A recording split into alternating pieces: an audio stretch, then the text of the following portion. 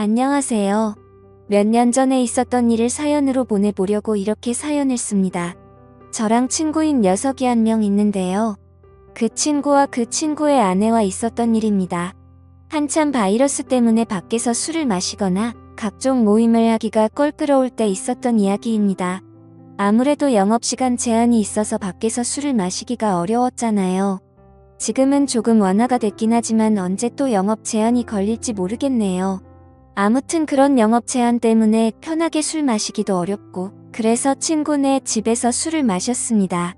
그 친구는 저와 군대 동기에다가 5년 전 전역한 이후에도 꾸준히 연락하고 지낸 매우 가까운 사이입니다.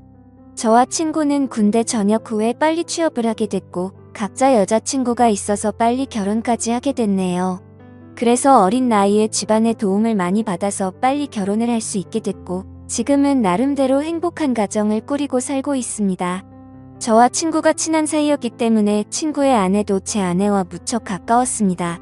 우리는 서로의 집으로 가며 부부 동반 모임을 즐겼지요. 함께 여행도 많이 가고 캠핑도 몇 번 갔습니다. 그렇게 가깝게 지내다 보니까 뭘 하더라도 같이 하게 되는 경향이 좀 생기더라고요. 그러던 어느 날 제가 친구 아내에게 느껴서는 안 될 감정을 느끼게 된 계기가 있습니다. 스스로 생각해도 참 한심하고 위험하다는 생각이 드는데 그때는 참으로 모든 게 혼란스러웠습니다. 문제의 발단은 한 달 전 저녁이었습니다. 우리 부부와 친구네 부부가 백화점에서 쇼핑하다가 우연히 서로를 만났고 함께 쇼핑을 하다가 저녁까지 먹게 된 겁니다. 백화점은 해운대 센텀시티에 있는 신세계 백화점이었는데 거기에 음식점이 많이 있거든요. 워낙에 백화점이 크다 보니 쇼핑하는 데에만 엄청난 시간이 걸렸고 발도 아프고 해서 따로 어디 가지 않고 백화점 안에 있는 식당가에서 함께 저녁을 먹으며 여러 대화를 이어갔습니다. 식사를 거의 다 할 때쯤 친구의 아내가 잠시 화장실에 다녀오겠다며 급히 일어서더군요. 그렇게 5분쯤 지났을 때 마침 저도 화장실이 급해 겸사겸사 일어났지요. 밥 다 먹고 운전도 해야 하는데 본격적으로 운전하기 전에 깔끔하게 화장실 다녀오는 게 좋잖아요. 그런데 화장실에 가던 중 통로 앞에 넘어져 있는 친구의 아내를 본 겁니다. 저는 화들짝 놀라서 친구의 아내에게 달려가 왜 그렇냐고 물어봤는데 여기 청소를 해서 그런지 바닥이 너무 미끄러워서 넘어졌다고 하더라고요. 근데 다리가 아픈지 끙끙거리면서 제대로 일어서지를 못했습니다. 그래서 발목이 너무 아프다며 일단은 근처의 의자로 친구의 아내를 옮겼습니다. 저는 친구에게 전화해 지금 재수씨가 발목을 삐어서 편한 신발을 신어야 할 것 같다며 차에 가서 편한 슬리퍼 같은 신발 있으면 가져와 달라고 말했고 친구가 올 때까지 일단 응급처치를 해야겠다고 생각했습니다.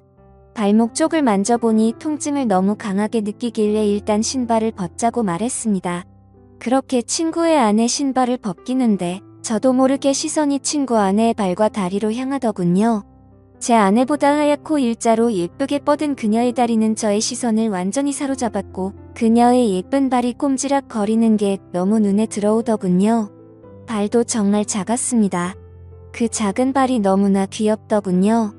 저는 친구 아내의 다리를 보면서도 몹쓸 생각은 안 된다고 생각했으나 자꾸만 온갖 생각이 들면서 평정심을 잃었습니다.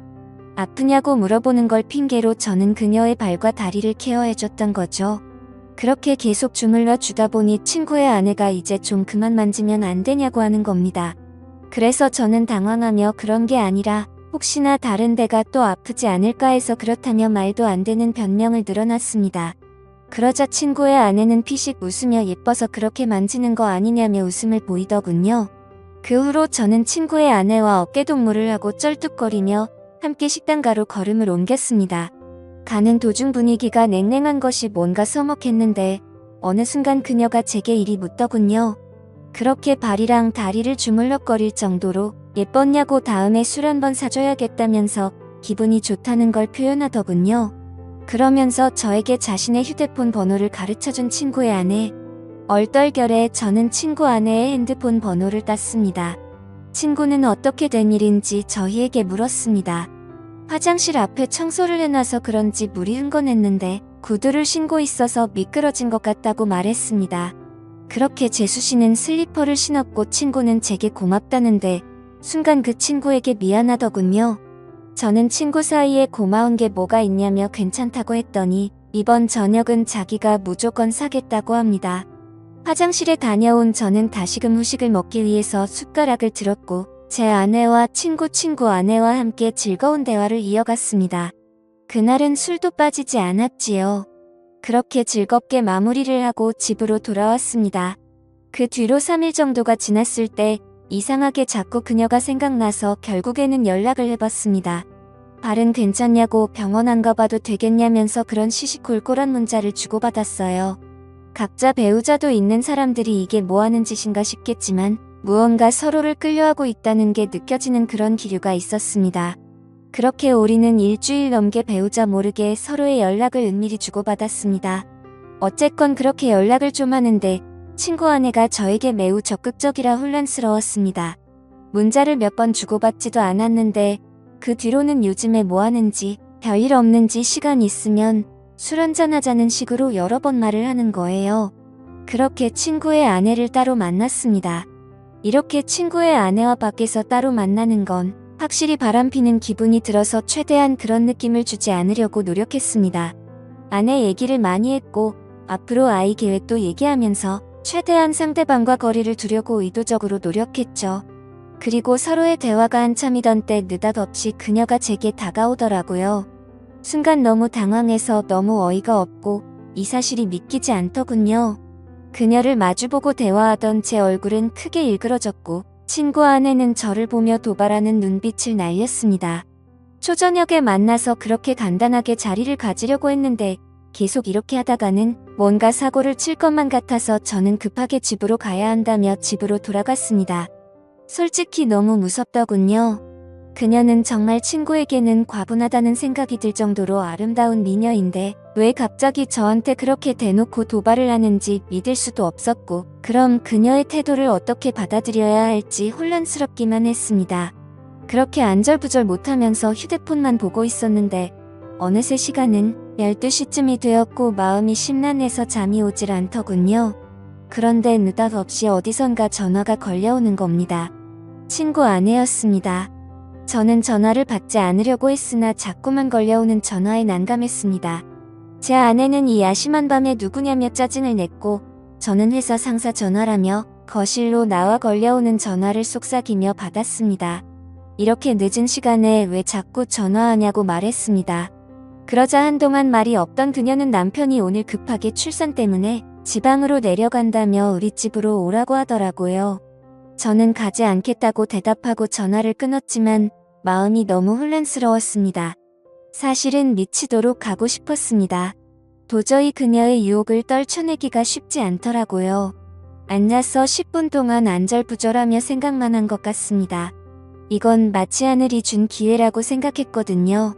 아직 혈기왕성한 어린 나이에 한 명이라도 더 경험하는 것이 하늘이 나에게 준 축복이 아닐까 하는 생각이 들었습니다.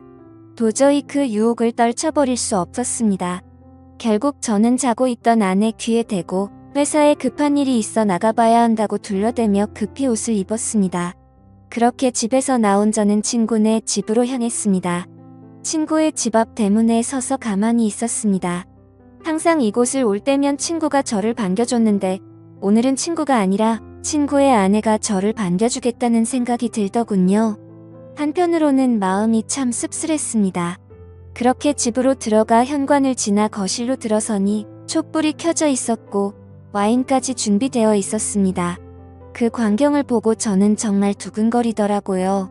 친구 아내는 예쁜 미소를 지으며 쳐다보는데 정체가 도대체 뭔지 궁금했습니다.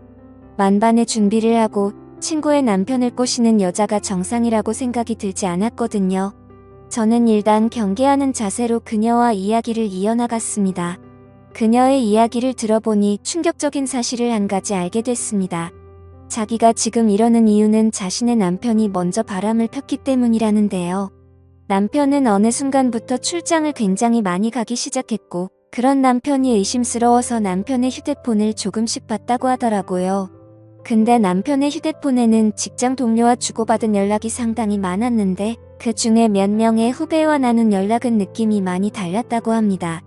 심지어 한 명의 후배와 바람을 피운 게 아니고 여러 명의 여자와 동시에 바람을 피우고 있었던 겁니다.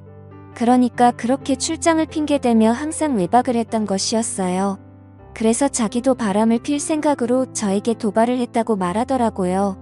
그렇게 그녀의 이야기를 한동안 듣던 저는 와인에 취해 속마음을 털어놓았고 결국 그날 이후로 친구 아내와 저는 몰래 만나는 사이가 되었습니다.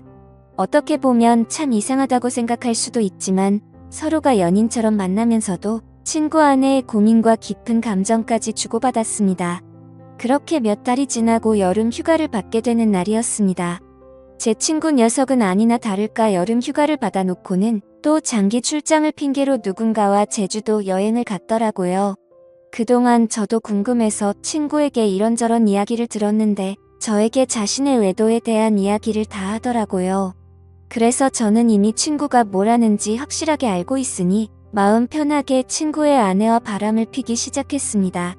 어쨌건 저도 출장이 있다고 제 아내를 속인 제 친구네 집으로 들어갔습니다. 아내도 간만에 친정에 다녀온다더군요. 남녀 사이는 정말 복잡하고 어려운 것 같습니다. 이제는 뭐가 옳은 일인지 구분도 안 됩니다. 누가 먼저 잘못을 했고 누가 누구한테 상처를 준 것이 더 이상 아무 의미가 없다고나 할까요? 그냥 저는 지금 이 순간을 최선을 다해 즐기려고 마음먹고 있습니다. 제가 이렇게 만남을 가져도 괜찮은 걸지 의견 부탁드립니다. 감사합니다.